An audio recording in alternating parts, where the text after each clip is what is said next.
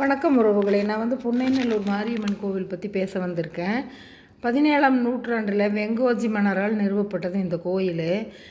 அவர் 1676 அவர் சமயபுரம் மாரியம்மனை தரிசிக்க சென்றபோது அவரது கனவுல அம்மன் புன்னைவனத்தில் நான் புற்று வடிவத்தில் இருக்கிறேன், எனக்கு கோயில் எழுப்புங்கன்னு சொல்கிறாங்க.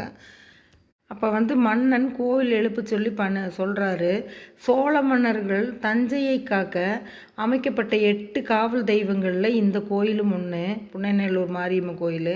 உற்சவ அம்மனுக்கு மட்டுமே அபிஷேகம் நடைபெறுது, மூலவருக்கு அபிஷேகம் இல்லை. வேப்பமரம் தலவிருச்சமாக இருக்குது. இந்த கோயிலில் பூ மிதிக்கக்கூடாதுன்னு சொல்லி ஆங்கிலேயர்கள் அரக்க ஊற்றி விட்டாங்க அந்த பூ மிதிக்கிறதுல. அப்போ பன்றி வடிவத்தில் ஒரு உருவம் ஓடிடுச்சு அதில், அந்த பூ தீ வளர்த்து வச்சுருந்ததில். அப்போ எல்லாருமே மாரியம்மன் தான் அப்படின்னு சொல்லி கன்னத்தில் போட்டு சாமி கும்பிடுறாங்க. இவனுக்கு கண்ணு தெரியாமல் போகுது அந்த ஆங்கிலேயருக்கு. அப்போ எல்லாரும் சொல்கிறாங்க, நீ அம்மனை வேண்டிட்டு பூ மிதிக்கிறேன்னு வேண்டிக்கோன்னு சொல்லி. அவன் வேண்டணுன்னு அவருக்கு கண்ணு தெரியுது. வருஷம் அவன் அந்த மாதிரி பூ மிதிக்கிறேன்னு வேண்டிட்டு மிதிச்சிட்ருக்கிறான். இந்த தலத்தை பற்றி நம்ம அதிகமாக சொல்லிகிட்டே போகலாம், நிறைய விஷயங்கள் இருக்குது. உங்களுக்கு பிடிச்சிருந்தால் லைக் பண்ணுங்கள், ஷேர் பண்ணுங்கள், சப்ஸ்கிரைப் பண்ணுங்கள், பெல் பட்டன் அமுத்துங்க. இந்த நாள் எல்லோருக்கும் இனிய நாளாக அமையட்டும். தேங்க்யூ.